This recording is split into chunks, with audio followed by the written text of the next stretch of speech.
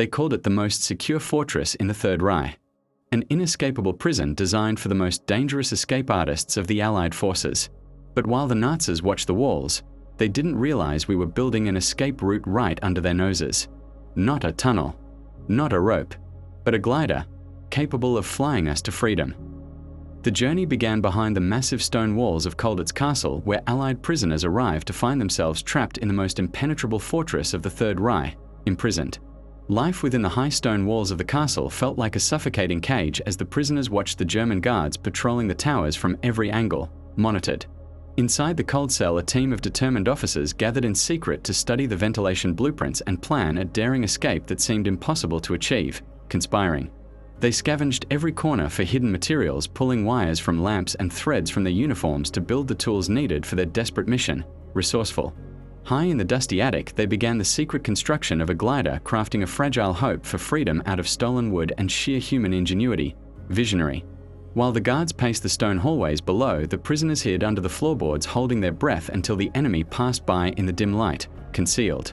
Every night in the cramped workshop space, they worked to stretch old bedsheets over wooden frames using simple mixtures to create a wing for their machine, meticulous.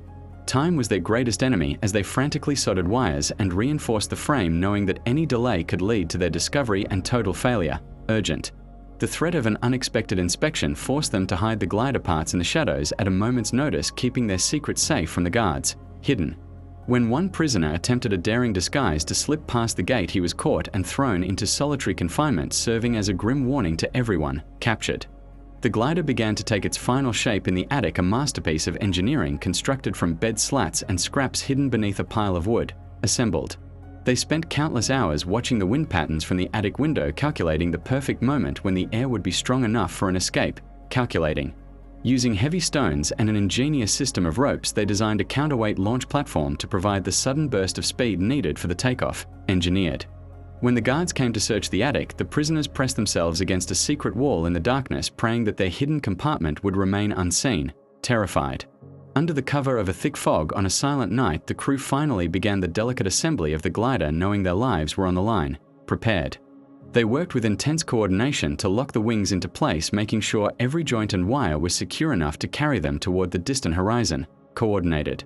As a lookout signaled that the courtyard was finally clear, they moved into position, feeling the heavy weight of silence descend upon the cold castle roof, signaled.